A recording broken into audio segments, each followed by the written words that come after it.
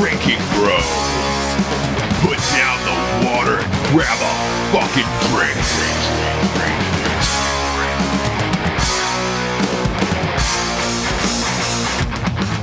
Oh, who do we have here? Who do we have Me, here? Rocco. Is it just you? Is it just Rocco? Is it just the man behind the chin tonight? It's man behind the chin part duo. Oh, I love it. What is that? What is that going off in the background? A microwave? Dude, that's Gaines, bro. Is that Gaines, bro? You got Gaines heating up? Are you at Matt Best's house right now? Yeah, so he's actually helped me with a lot of the supplementation of food. Is he really?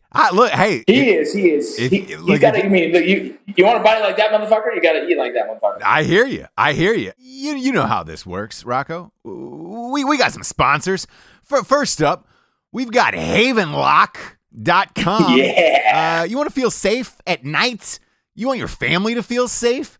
Go to havenlock.com. They've got a device called the Haven Mech, which it's essentially the world's strongest deadbolt for your door. Typically, it takes about 3 kicks to kick in a door.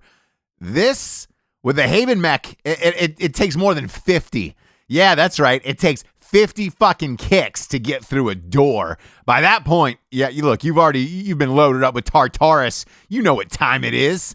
It'd be easy to take down an intruder. So if you care about your family, if you care about your friends and your loved ones, or just your visitors or in-laws sleeping at your house, why don't you get yourself a Haven Mech for the door?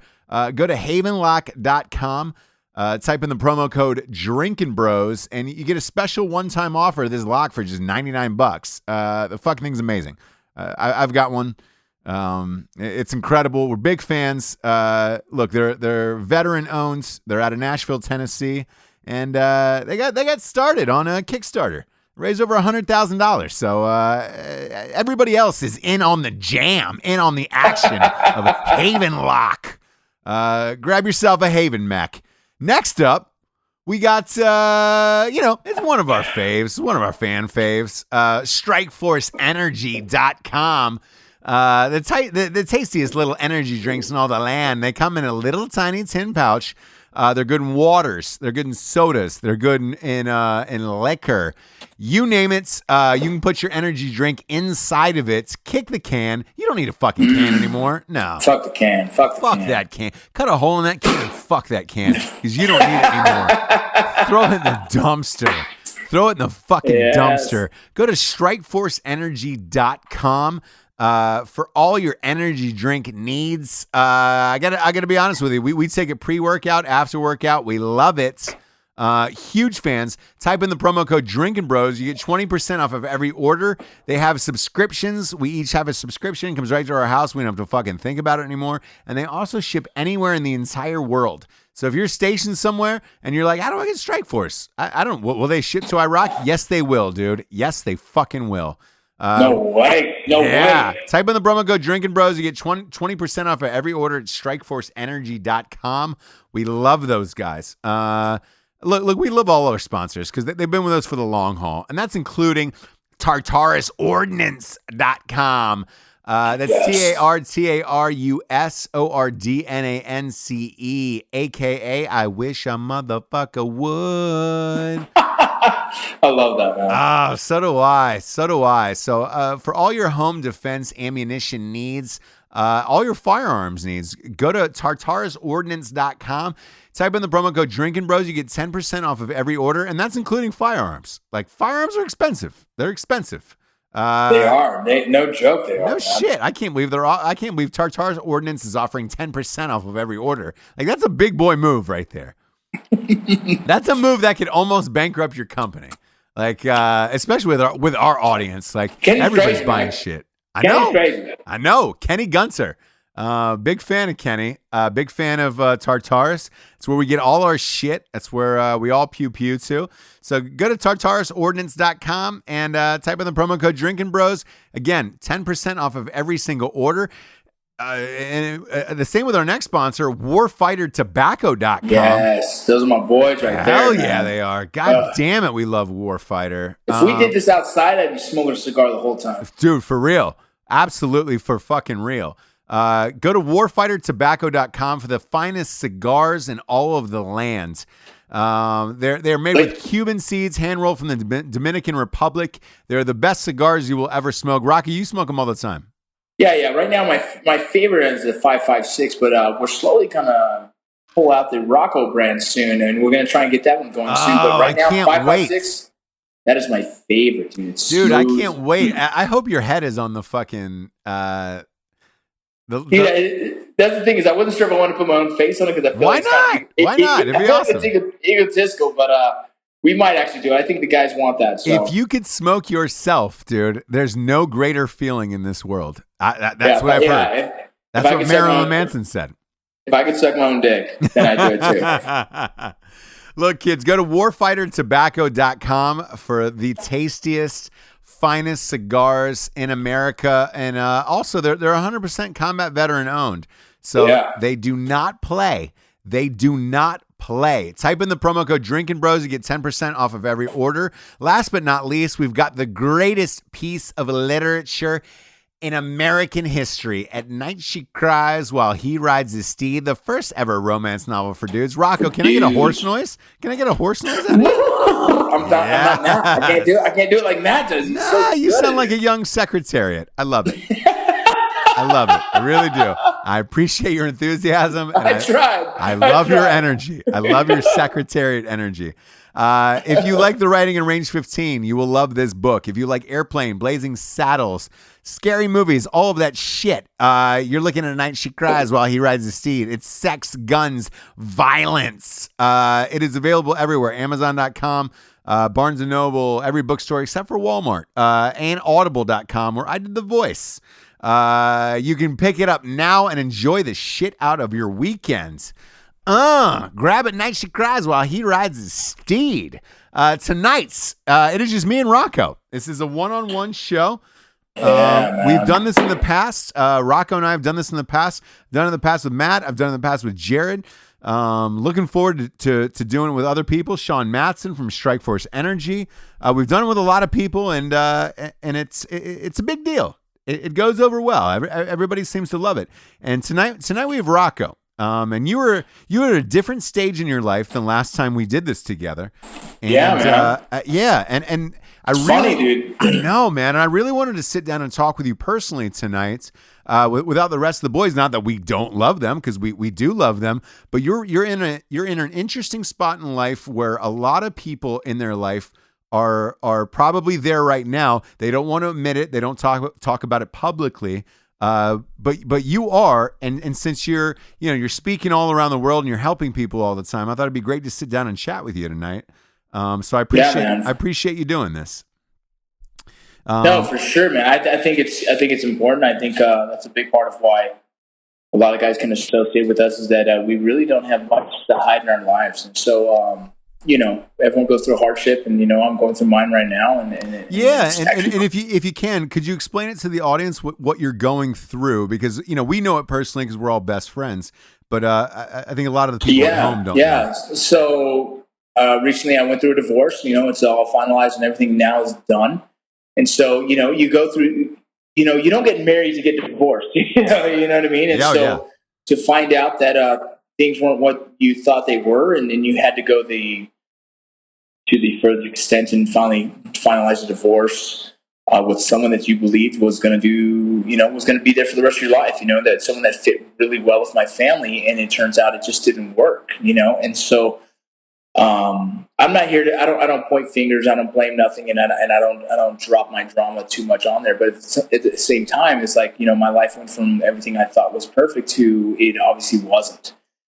And so, now I am a single father of 4 kids living in El Paso and trying to juggle business, trying to juggle my personal life, trying to juggle their personal life of the kids, and sports school, and everything else that comes associated with that. So that's where I'm at in life, man. It's definitely not where I expected I was going to be. It's not where I wanted to be. I'm the guy that grew up in a household where family was everything, and then grew up knowing that I wanted to have kids. And I wanted a family, dude. And so I've been trying to have that for so many years, and it just kept falling apart in my hands. And And it's funny when someone goes through divorce. I don't think you realize that you feel like the failure.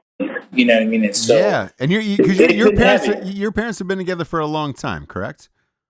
Oh yeah, they've been together for a long time, man. Definitely. I can't tell you how many. I know it's probably 35 years plus. That's what I think it's at. I think it's 35 years plus. Sure, but I think why this is important to highlight is a lot of people at home, their parents have been together for a long time. This generation goes through a lot of divorce, and it's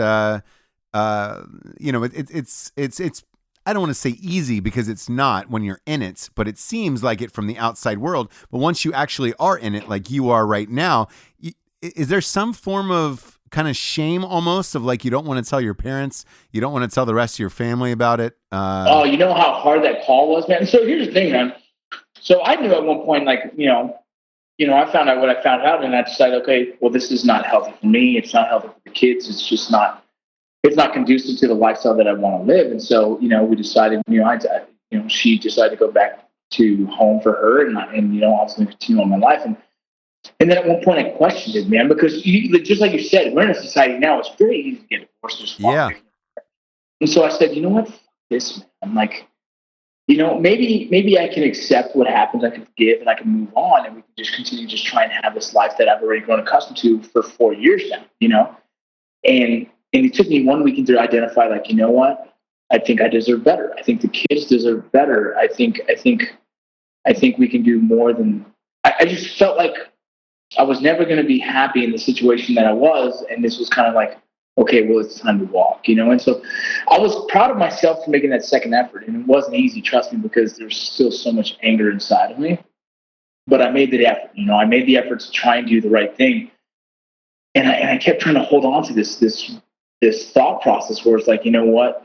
In our society, it's so easy to walk away, and I want to fight. I'm gonna fucking fight for this shit. Sure.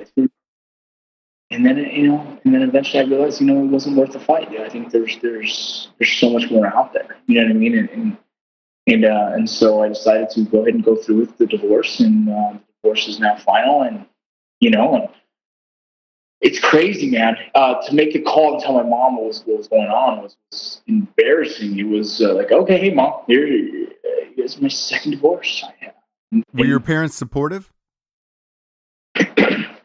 As good parents are, man. My mom told me, like, you got to make sure it's it. If you're gonna do it, you don't want to mess with the kids. And the parents gave their portion of parenting, and and my father's more on the rough side, and my mother's more on the like reality side. My father's more like, well, fuck it, do your thing, because he's a man and he believes I should be happy. And, he don't forgive nobody, And then my mom's on the side, like, well, make sure you're going to be happy with the decision in the end, and blah blah blah blah blah. And so they do what parents do, the good cop bad cop side of things. And embarrassing as hell, man. Embarrassing as hell, But they also know this isn't the first time I've been through this, a very similar situation. And so, we got through it, dude. And as a family, the kids are so damn strong, man. They've been through so much, and I think the blessing was that I am more connected with my kids now, and I identify things that I did wrong in my recent marriage, where I kind of separated myself from the family because I identified that they had another figure that was taking care of them, and meant that I can back off a little bit, as a father, and I could focus more on the career. And again, identify faults in my ways, and now I'm just trying to be a better father. I'm trying to be. When my next relation comes around, I'm trying to make sure I don't lose that connection with my kids just because I feel like it's, that I can. So it's just so many things. It's a learning process, man. It's a learning process, and definitely I don't have all the answers, but I know that, we got through it. We have the family, me and my 4 kids, we got through it, and then we're on to the next chapter.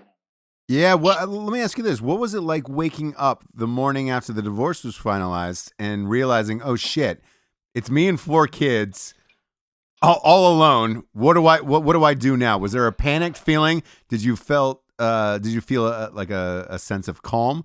Was it hard? Is it still hard to getting used to right now? I mean, it's been about close to 6 months now, man. So like, I tell you what, that crazy, scary feeling was day one after she moved out, right? That empty bed, that space, that void in the bed that's there now, that there's no more warmth and comfort, and there's not someone to hold at night, someone to give you affection. Like, dude, that's fucking hard to get over. I I think that was the hardest thing, was that affection of having someone there, whether it's for sex, whether it's for emotions, whether it's just for the camaraderie, or just the partnership of just hanging out with someone, and Right. someone to, like, that was difficult as fuck, man. And you can't fill that. You can't fill that void with a text message to someone across the fucking state. You can't fill that with a FaceTime with some other friend you have. There's no other filling that void unless you fill it with another woman. And that's the sad part, is that's what I tried to do early on. And I tried to jump right to another relationship to try and fill that void, which was the worst thing I could have done. Yeah, that never works. That never works. No, it didn't work because I was giving her this empty emotion where I believed, like, okay, this is cool, this is right, this is perfect. And then waking up one day and being like, holy shit, I'm going to hurt this girl. I'm going to break this girl's heart, because I know deep in my heart, it's ain't right either. You know what I mean? Like, right. I don't want none of these motherfuckers. Like, this woman was a sweetheart, a good person, and she actually fit pretty well to the family. But I also know deep in my heart, this is not a woman that I want to continue on a relationship with, because for some reason there's things that just wasn't connecting in my heart. And so when I had to break it to that woman, that I guess essentially I let her on. That and that's the worst thing. I say that, and I'm like, ugh, I feel like a complete asshole. But like, in reality, I didn't identify that. I thought I was doing it. I thought I really wanted to be a part of this girl's life. I thought I wanted her to be a part of my life. And then I identified later, like, fuck, man, I was just trying to fill that space or that void that I was missing from a 4-year relationship with a woman that, I gave everything to, and so it was hard, man. It was so fucking hard. I tell you right now, like, I think now it's been months now, and now I'm able to say that I'm good. I'm comfortable in my empty bed. You know what I mean? I'm comfortable in that space. My house is the way it is because of the way I leave it and the way I make it. And so now I'm comfortable in my space. And I think it'd be actually really hard now to allow someone into that space because I'm so comfortable in what I've created, Right. It's wild, man. So it's a weird place to be in. But now, like I said, I think I'm comfortable in my space that I've created for myself in the past couple of years. So. What about being a single parent, though, to 4 kids? That's got to be demanding, no matter who you are. How do you juggle business, 4 children on your own with no help? And because look, you've Article 15. You have, look, you have a lot. Let's Whiskey. I got podcasts, like all of it. Dude, I tell you what. I was a single parent before, and then I met my ex-wife who I married and obviously recently divorced. So I was a single parent before, and I had to relearn it, man. I had to relearn scheduling. I had to relearn how to cook dinner again, because I used to be a good cook. I just haven't done it. My kids actually forgot that I used to cook for them, and they were like, "Really?" Yeah, because I haven't been cooking this whole time, dude. My ex-wife did everything when it comes to the household side of the house. So they were like, "Dad, you know how to cook?" And the first meal I made was spaghetti because it's easy as fuck, right? And they were just like, "Yeah, it's really good." It's like, "Yeah, because I know how to cook. You do it, jerk."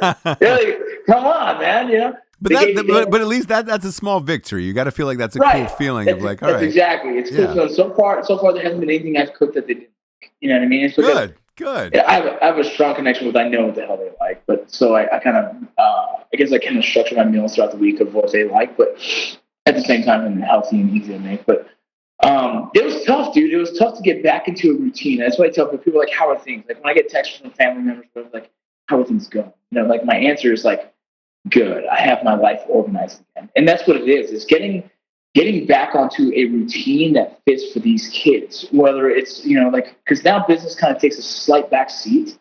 And it's unfortunate because that's something I really do pride myself on, as being part of this Article 15, Lead Cinders, Black Rock Coffee, everything that we were associated with.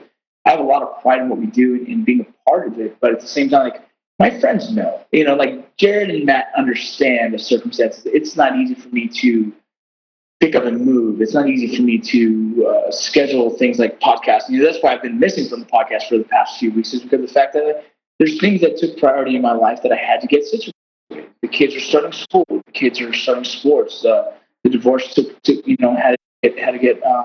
it took precedence in my life. And so all these things, once I've got everything organized, now, I can show up on a podcast because I have shit situated, and is it easy? Fuck no, man. You know how stressed I get about dude, the other day I went to a father-son fucking lunch, and it was great. But at the same time, it's like I know there's work to be done throughout the day. But I take that time because I know it's important. Because right now they don't have that mother figure, and so I kind of have to step up in that role as the parent. Yeah, and it, with these kids at the ages they're at in their life, like there is no going back. So if you're not there for them now, you can't go back and get that time back. Bro, dude, you have no idea. Like so my oldest. Oh man, we were going to talk about this. Like me and you, we kind of talk about like you were asking me about dating my daughter dating and shit because she's 13, turning 14. Yeah. And it's like, how do I feel about that? I'm like, oh god, that's a fucking book I can write about. How do I feel about that? But because privately before the show started, we were talking about this earlier. You had posted something on Instagram earlier about your daughter and her getting her hair done and all that stuff, and it's like she's a pretty girl. She's a young girl, and now you're going to have to be going through that as a dad, where other gentlemen are going to be asking her to dances and things like that. Like all of that's got to factor in your mind as well. Where you're like, oh shit, I'm on my own on this one. Is that crazy for you? It's a trip, man. It's like I've been handed these deck of cards, and you just kind of like play with them the way you fucking kind of naturally figure out how to do it. Like there's no answer. Like when people hand you kids and say like, here's the right way to do it, the wrong way. Yeah. And so it's like now it's like, okay, you're the single father of fucking 2 girls, 2 boys, 2 girls that are in their preteens, and one that when I got Belle, she didn't have her period yet, right? And so then all of a sudden she has that. As the dad, I'm like, I'm having to explain to my fucking daughter how to handle that situation. It was just like, boy, as a dad, that's tough. Right, as a father. And so you understand where our relationship is taking the turn where I'm mother dad. You know what I mean? From already have been that for the past 4 years. And I've kind of called my mom obviously for all the information. Called my sisters like, what's the appropriate way to kind of handle the situation? So I got my help from my family. But like I've been mother dad or Mr. Mom for so many years now that now, dude, she's talking to me about the boys, dude. She's talking to me about a boy that she likes and another girl's flirting with him. Holy shit. Like, how do you think that fucking feels, bro? And I have to shut down the ego. I have to shut down the dad mode and be like, okay, so now what, right? And I even asked her, I was like, babe, why do you tell me all this? She goes, this is the most heartbreaking words that have ever come out of this girl's mouth that fucking destroyed me that night. She goes, Dad, I have no one else to talk to. Oh, and dude, man. Fuck. Yeah. Imagine that shit. You're 13, your teenage daughter turned 14 now, going into the life where it's like the scariest parts of her life where fucking boys are going to try and fucking do everything they goddamn can to fucking conquer that quest. And it's like, and she's in the middle of confusion of like, when's sex sick, all this shit is just, dude, I know what that age is like because we've all fucking been there. And I know how we've all been are like. And so it's the scariest time. And the one person she can go to relate to try and talk to and fucking vent is fucking me, bro. Holy fuck. And by the way, for the audience, we should point out that like there is no shared custody. All 4 kids are yours, so that's it, right? Yeah, all 4 kids that live with me all the time. Yeah. And that's because a lot of parents who are divorced, they get a break. Either on the weekends or the summers or whatever the custody.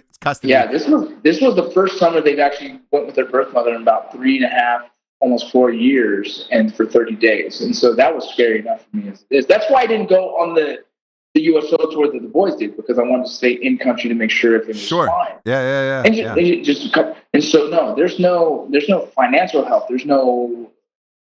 There's a FaceTime call here and there for their mother, and again.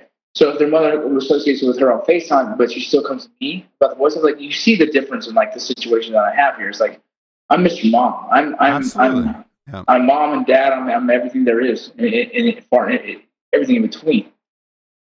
But I will say this: by all accounts, and look, you share a lot of your personal life on social media, which is why so many people love you. Your kids seem to love you, and they seem like they're having a great time all the time with dad. So, one of the main things of this episode was a lot of people asked me, "Hey, man, it'd be great if you sat down with Rocco and talk about what a great dad he was." Because everybody, seriously, everybody always comments on, man, he's like an awesome dad. It would be great to hear just a personal side to him about, what kind of dad he is, how he gets through to day-to-day life and things like that. It trips me out, man. Yeah. I think that concept trips me out though, Ross. Like you're calling me a great dad. Like my father was a great dad, right? Like my father was, but I would even say that I would go as far as saying like my father was just a dad. My father was a dad, right? Like I wouldn't say he's great. He was anything. He's just doing what his job was. Right. And I think currently now I'm just doing what my job is. Like that's what a dad does. It's kind of sad to know that people look at me as a great dad and not just a dad doing dad duties, right? But here's my feeling on it, because I'm a dad as well.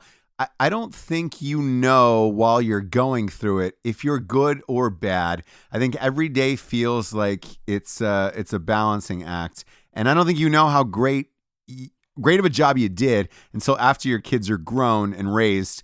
I agree. Yeah, I agree. To go back and to judge of whether or not you were a good or a bad father. Because I've known, look, I knew kids when I was earlier that they turned out to be shitty people when they were older. Right. And you never know. Yeah, you don't, and vice versa. And you can always attribute it back to your parents and how you were raised.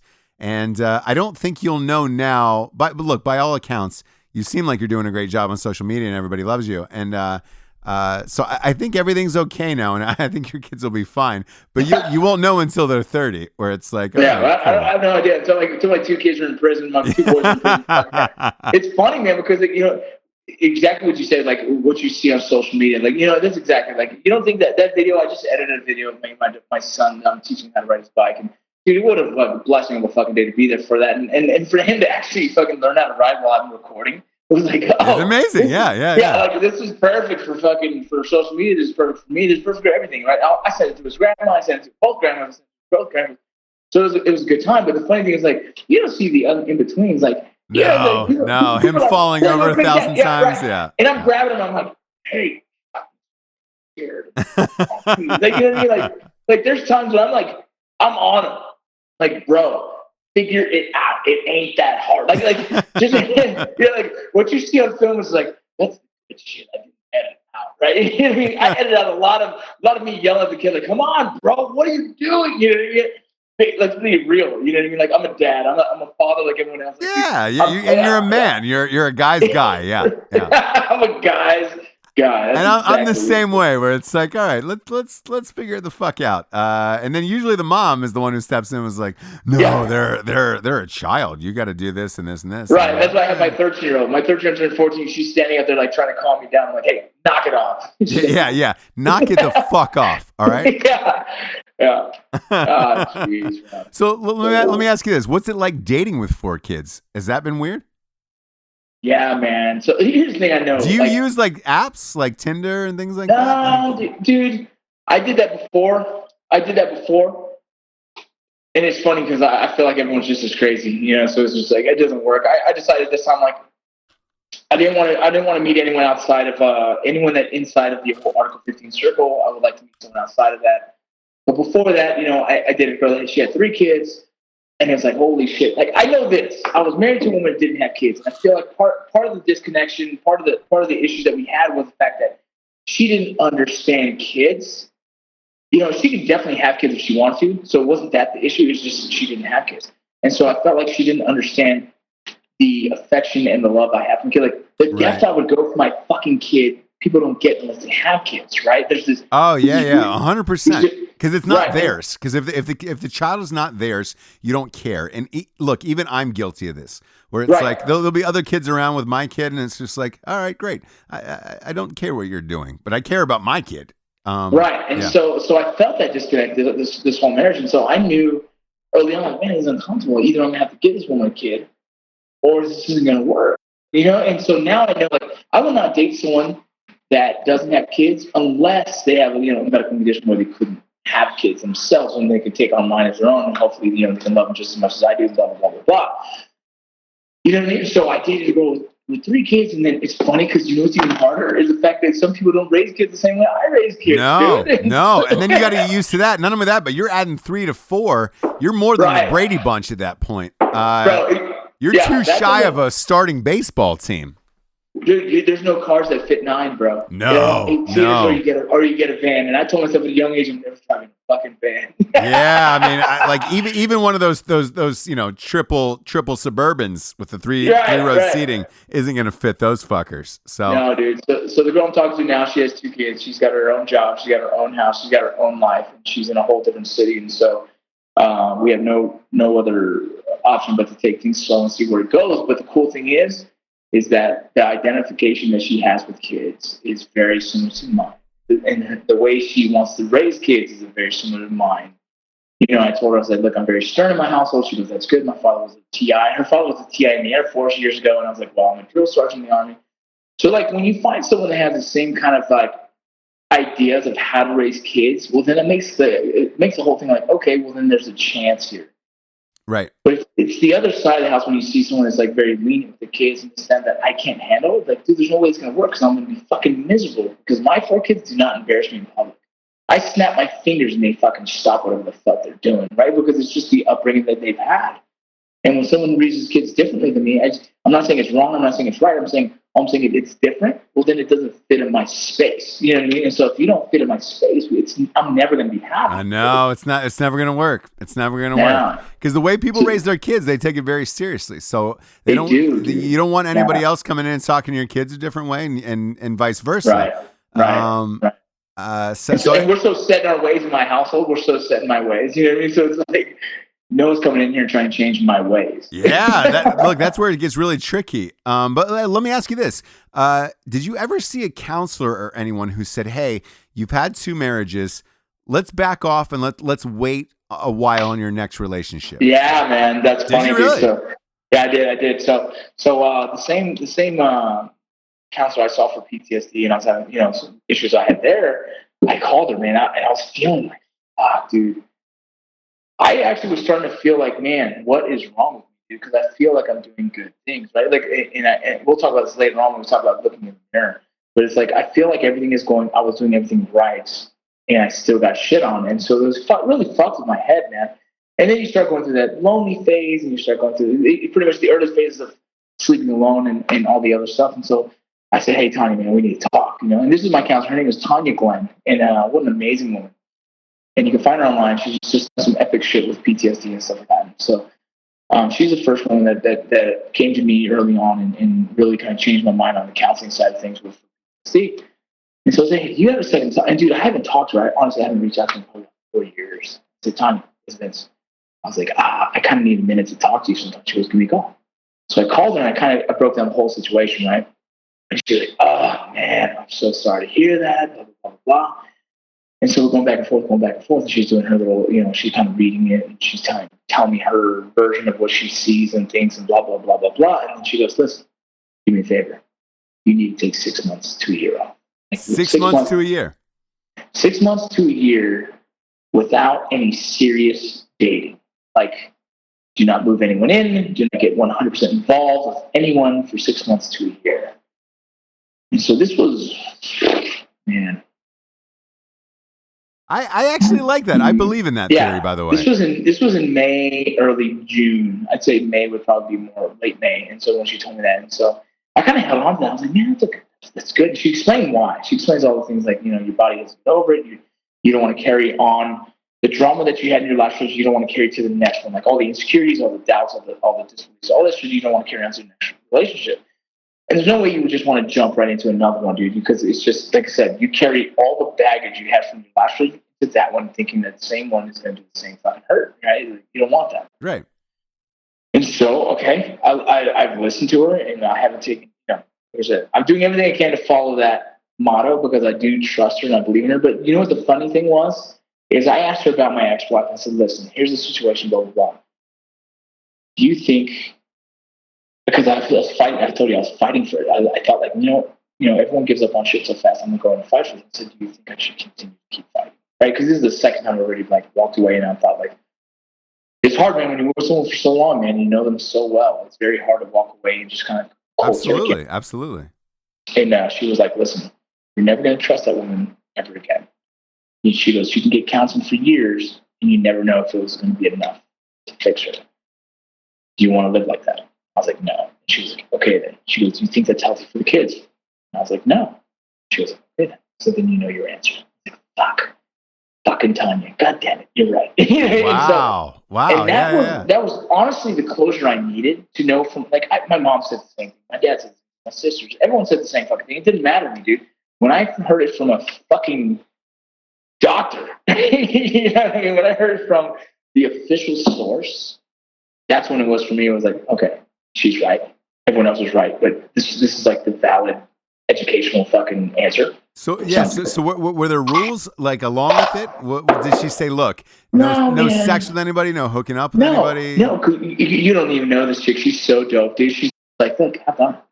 Do whatever the fuck you want to do. Have fun. Nothing serious. And when she means have fun, she's talking like, go and fuck whoever. Go and fucking date. Go out and fucking dance, drink, do whatever the fuck you want. She's saying just don't commit to something serious too soon because you're just going to carry over baggage. And and if you know her, she's just all about like, she'll be real, man. She's real. And that's the thing, as I knew what she was saying, she was like, have fun, date, fucking meet other women, do your thing, you know. And that's how she's saying it. And I was like, okay, cool. Like I knew what she meant, you know. And so, and that was the cool thing about it. Like that's probably the realest answer you're going to get from any other counselor. Just like do your thing. Just don't overcommit to anything too soon because you're not ready. I think there is some validity in that where it's because you can kind of get attached too early maybe and then also bringing other people into to meet your kids and things like that. Like that starts to get dangerous on a level where it's like, all right, great. Well, that was the thing. That's what I did. And I told you after my divorce, I kind of jumped in right into a smaller relationship that I thought was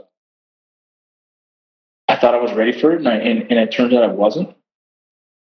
And so what I ended up doing, the kids ended up meeting her a little bit, and they met her, dude. And then at the same time, we met her kids, and we all kind of got clicked really quick because kids are kids; they get along very easily, and this and that. And then, what do the kids think about her as a mom initially? This girl? Yeah.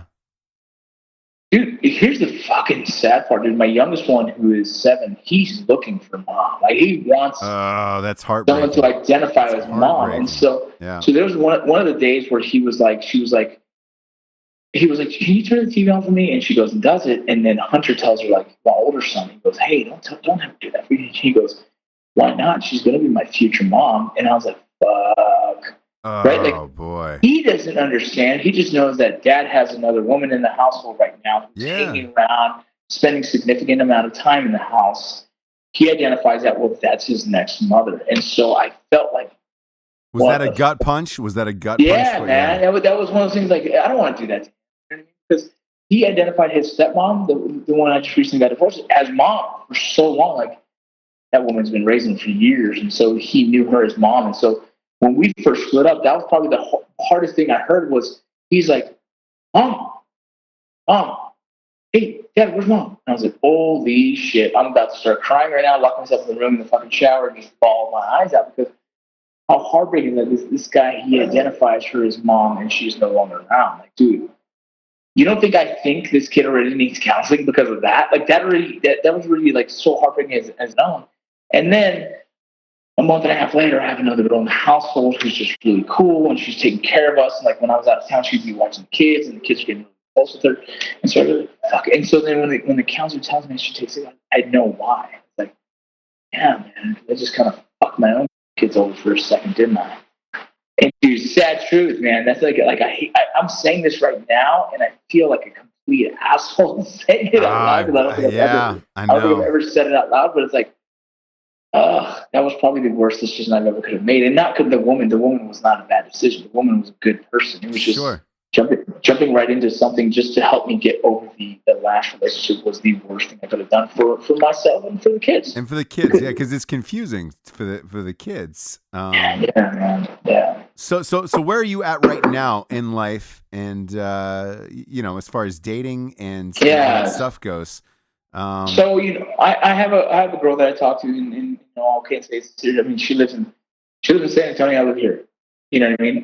But if things keep going the way they are, I'm definitely going to give that the serious. But you're going to wait a while, right? You're going to wait a while. Yeah, man. I mean, I'm just going to. There's how serious can I take it? She's in San Antonio, dude. But at the same time, she's a good person. Everything about her is perfect, but I need to do what's right by my kids and let them understand who I am. And they need to see me as a single father, being able to manage my situation alone. Absolutely. Without having to have a woman in there to try to kind of enable me. You know what I mean? And so that's my goal. My goal right now is to just let the kids see me be me. To see dad run the household, make sure everything's going good, and see that I don't need anyone else to keep this family together. You know what I mean? And so when they identify that and they see that, and I feel really comfortable with that, you know what I mean? I can take this relationship to another level, and then I want to. It's just I know that right now they're not ready for it. Too early. It's too early right now. Yeah. That's what it is. And so and I'm not the type.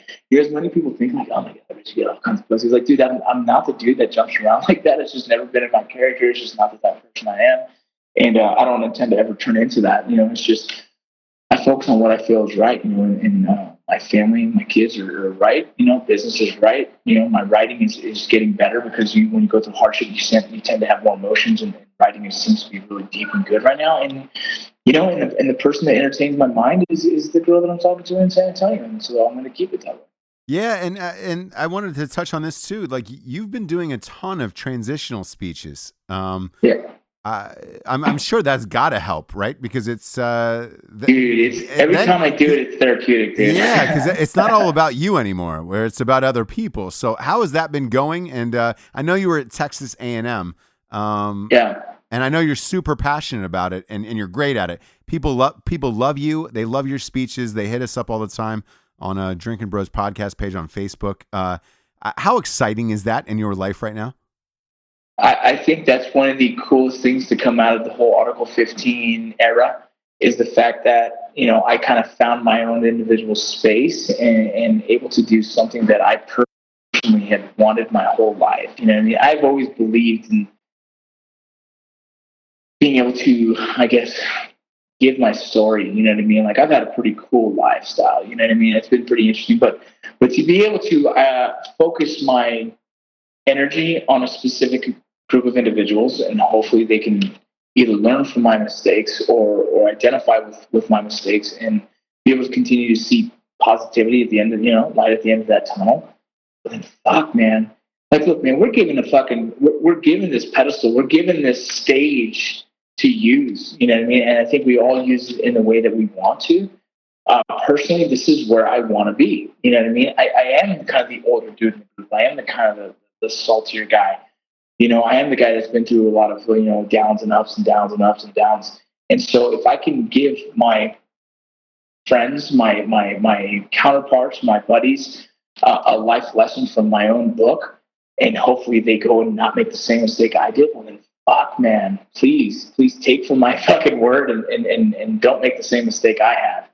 And dude, it's been amazing. Like, so Texas A&M, what an amazing culture of a school that is. And I swear to you right now, just from going to that school just one weekend, I want to go to do my master's at that school, because that's how fucking I drank the Kool-Aid, if you want to say. You know really? What I mean? Like you're an Aggie. You're a Texas A&M Aggie right now. If I can get in that school, dude, I swear to you, that's what I'm going to do, because of the fact, like, there's such a military-focused and cultured school. You can't help but. And it's a huge school. A lot of people don't realize that. It's College Station, right? Yeah, it's College Station. It's actually, I believe it's the biggest college football stadium in Texas. It's Kyle Stadium. I'm almost positive you can look that up. But here's the thing, man. I went there, so they've been open. I think 2004 was the first time they opened this. I think it's Military Resource Center for the veterans that are part of the Texas A&M. And they've had all the little get-togethers and speeches and everything else you can think of, and they've never had a huge showing. This was the biggest showing they've ever had. It was 109 individuals there to see me, Rocco, fucking speak. Like, that alone was humbling, man. And then to talk to the colonel, he's like, wow, man, like, you had a huge impact.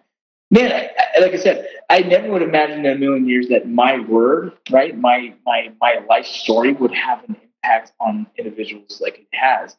And I don't see how mine's any significant than any other, but besides the fact that, like, we became a successful company, man, by just being driven, by using what the military has given us and continue driving forward.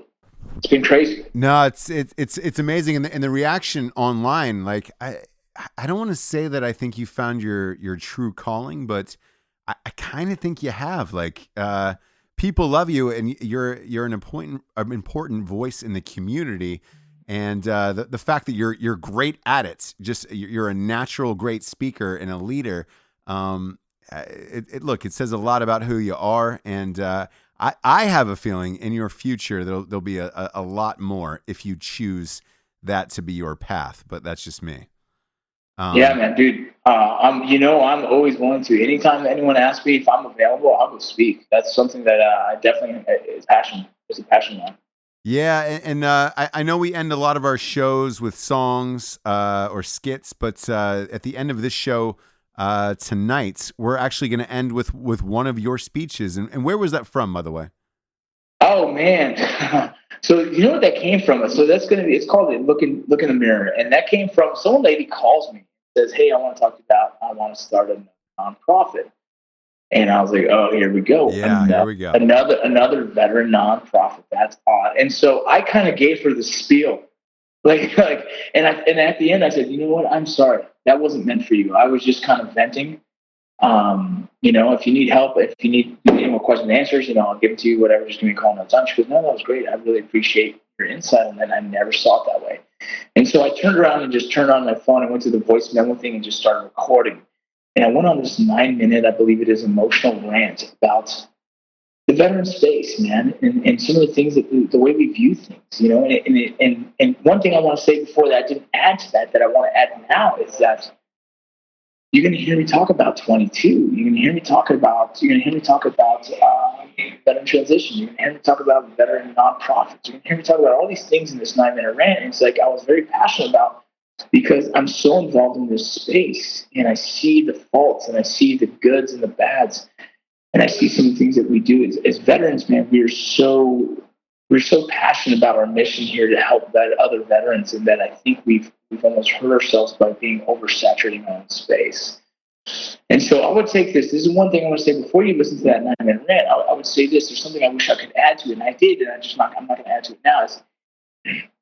We focus on these 22 veterans a day. I would love for you guys that are listening to look into the most successful 22 veterans. Look for the most successful 22 veterans you can find and see what the fuck they did in their life and follow that path. Okay? Follow what the fuck they did. Okay? Instead of focusing on the negativity of our culture, let's focus on the positivity, man. Focus on what fucking Nick Palmachano has done. Right? There's guys more successful than Nick Palmachano, but I'm saying just the first guy coming out of my head, like, what the fuck did that guy do to be in the position he is now? Focus on that. Ask him a million questions. Focus on what Matt Best and Jared Taylor have done to be in the position they are today, and ask them, like, what steps did you take? Why are we asking about this negativity? Start fucking picking the brains of the successful individuals in their space, man, and fucking follow that lead. Let's lead from the front. All you entrepreneurs, all you successful veterans, lead from the front. And all you guys want to be like them, follow their lead.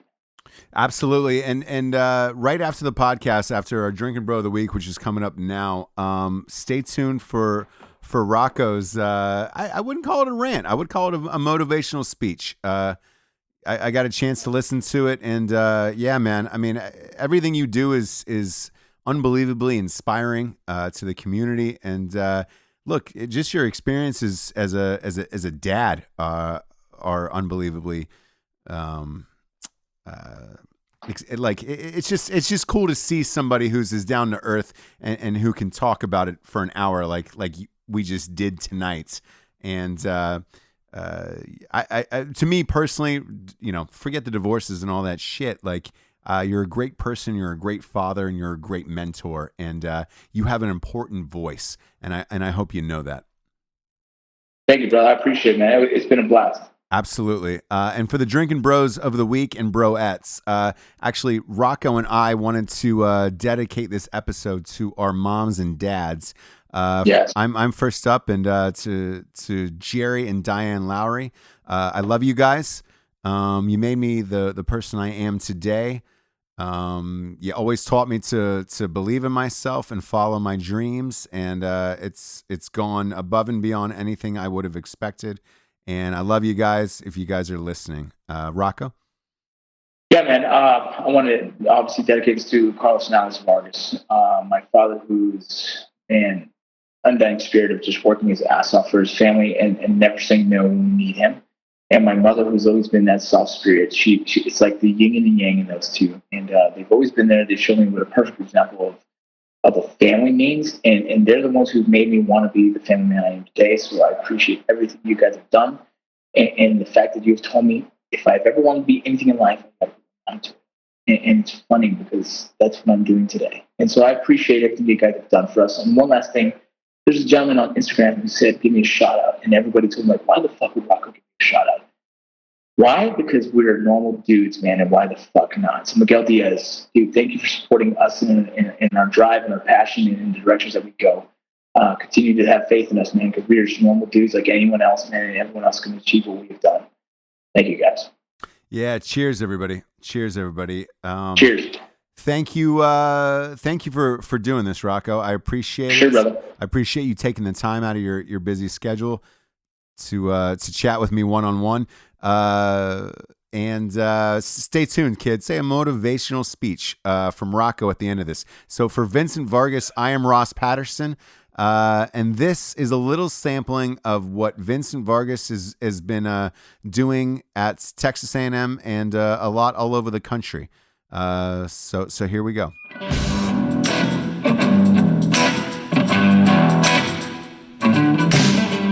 See, someone called me about nonprofits, and here's my problem. I think that the veteran nonprofit world is saturated. And so the idea of if we have 1 million nonprofits out there, veteran nonprofits out there to help veteran suicide, right? And they all have $5, they're not helping anyone. But then if you have 2 or 3 that have millions of people who give them $5, well, now they probably have several million that they could work with. And now you could probably use that money towards helping veterans. But then the question goes like, what is it? How do you help a veteran? Like, how do you help veteran suicide, right? Like, fuck the awareness, got it. Like, how do you help veteran suicide? Or what is the issue? Post-traumatic stress, TBI, what is the issue? So here's the reality of it. If you have PTSD, if you have traumatic brain injury, you need to go to counseling and you need to go to a brain clinic, okay? So the counseling can actually remove some of those bad thoughts, right? They have a thing called rapid eye movement treatment, and that will, no shit, remove the traumatic event that is stuck in your forebrain that you cannot process as a memory, and they'll get rid of that, right? They'll help get rid of that, right? And then from there, they help you adjust on other things. And then if you have traumatic brain injury, there's clinics out there that can help you repair your brain. So that's 2 things that most veterans that say, oh, I have PTSD and oh, I have fucking TBI, like, they don't do. And if you haven't done that, then you're not helping yourself. If you can't afford it, well, then there's veteran organizations out there that can try and help. Maybe that's where we focus our money towards, right? Then besides that, then you have all these nonprofits that are like, I have one we carve wood, and carving wood, veterans, they find they helps with their PTSD. Another one's like, oh, well, this one over here, we paint, and it helps with fucking veterans' PTSD. It's like, here's the reality of it, dude. Like, everyone's fucking different, right?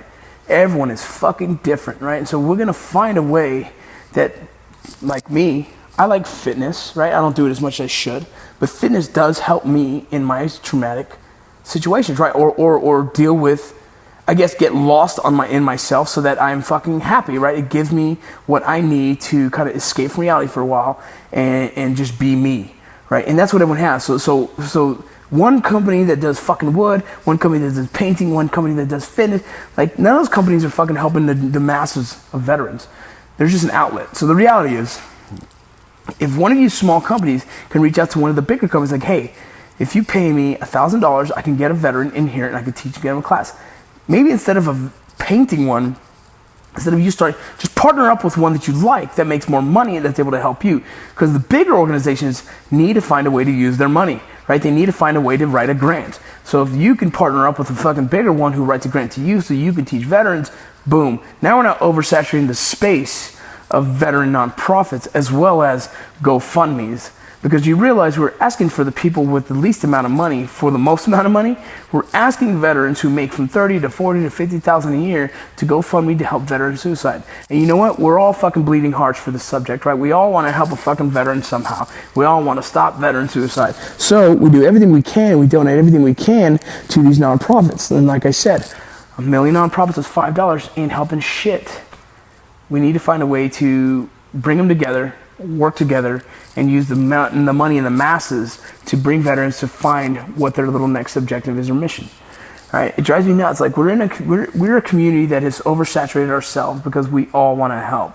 You know, I had a call today and the lady was like, "Well, I just want to be involved. I want to help." Like, you know, we've burned ourselves already. I mean, think about the 22, right? Like, let's look further into this 22 thing because you know, I'm not going to tell you that I've looked into it. I've heard from guys that are very intelligent say that, you know, the 22 number is not legit, right? Either way, why would we focus on a negative fucking outlook on a veteran than anything else? Like, my mom doesn't know anything about the veteran community besides the fact that I was in combat, right? And that veterans commit suicide, right? That's the only thing she knows. And she doesn't know that from me, right? She knows that from all the fucking main media, all the media out there. The mainstream media that's out there talks about the veteran crisis, veteran issues, and it's suicide. Everything on fucking social media, veteran 22, veteran 22, veteran 22. Like, when are we gonna let go of that fucking number and realize like that? Fuck 22. Like, fuck the 20. Who gives a fuck about that 22? How do I stop 22? Here's how I stop the suicide. All right? You find these motherfuckers. They go to fucking counseling. They go to fucking brain clinics. Once they're done with that shit, then they find something that they fucking love and they fucking crush it, right? Whether it's fitness, whether it's painting, whether it's fucking hiking, I don't give a shit. They gotta stay active. They gotta be active in their own space. At what point do we just look in the mirror and realize like, hey, fucko, it's my fault I'm a pussy. It's my fault my life is falling into shit. Maybe I drink too much and that's why I lost my wife. Maybe I'm fucking focused on hanging out with my buddies is why my life is going to shit. Or maybe I drink so much I lost my fucking job, or my health, or my weight is going to shit. When do you look in the mirror and realize it's fucking you, man? When do you realize like, I'm the one who fucked up my own life? I'm the one who needs to fucking take charge and take accountability of my own fucking actions and do something about it. When the fuck does that happen? When does the veteran community stand up and say, hey, motherfucker, look in the mirror and realize you fucked up? And how do you fix you? You wake the fuck up, you make changes in your goddamn life, and you fix it. One foot in front of the other. It ain't gonna be easy, motherfucker, but that's life, right? It's a goddamn shitty ass road march that never ends. Fucking, you fall down, you get back up, and you keep fucking walking. Like, we have to stop thinking that we're gonna hold everyone's hand to get them a job. We're gonna hold everyone's hand to go to the doctors when they need to. We gotta stop pointing fingers at everyone around us and saying like, we're the victims, we're the victims, we're the victims. Stop pointing fingers at the fucking VA because they didn't help you. Stop pointing fingers at your fucking wife because she fucking left you. Stop pointing fingers at your job because they fucking fired you. Start looking in the goddamn mirror and realize it's you. The actions you've made have brought your life to what you see today. Okay? And here's the reality. Even if you've done everything right, life is fucking hard. It's gonna kick you in the gosh damn dick. I'll tell you right now, there's motherfuckers in the civilian world that are dealing with the same shit. They got out of college, they went to work, and then they got fired because they're fucking morons, right? Because they went out drinking, they stayed out too late fucking some strange, doing all kinds of dumb shit. They lost their wife because they were cheating. They lost their wife because she was cheating. You don't think the rest of the world deals with the same shit? They do. You just fucking trying to put a finger towards someone and blame it on someone else. Here's another thing, transition. Don't act like it's only a veteran thing. It's a lot harder for us, don't get me wrong, because our transition is a little different. We've seen a world where life is a little bit easier. We've seen a world where I don't have to worry about shit but getting shot in the face. And you know what? That's a nice, comfortable world to live in if that's all you have to worry about. But the reality is, anyone that's coming close to 30 years old is going to be depressed because they're transitioning into a world where they thought they were going to be a lot farther in life than they actually are. Okay? The fucking dude that goes 4 years in college and gets out is dealing with transition. Okay? The guy who played baseball his whole fucking life and fucking the whole thing got swept out from under him because of whatever his injuries or whatever the case, he's dealing with transition. Every motherfucker in this goddamn world has some kind of point in their life where they're dealing with transition. After dealing with a breakup. Just everything in life. People deal with transition. So why the fuck are we acting like the victims if we're the only ones that have to transition? Our transition is a little harder, yes, but it's still a fucking transition. It's life, people. We're living life. And you're fucking trying to blame everyone else in this goddamn world. I would like for the veteran community to stand up and finally look in the goddamn mirror and start blaming yourself. And when you realize, yeah, you're the one who fucked up, take credit for it. Yep, that's me. I fucked up. Well, now, how do I start putting the pieces back together? Let me fix my life and get ready for it to get fucked up again. Because that's life. It's nothing but fucking success, failure, success, failure, success, failure, failure, failure, failure, failure, success, failure. So get the fuck over it. This life ain't easy. It's a beautiful thing, though. It's a beautiful thing when you figure out what you like to do. It's a beautiful thing when you wake up and say, hey, I'm waking up every day knowing that this life right now is what I've created for myself. I'm a self-made motherfucker. And if life comes to kick me in the nuts, I'm gonna brush myself off and I'm gonna get back up again, one foot in front of the other, motherfuckers. Look in the mirror, bitch. Start blaming yourself.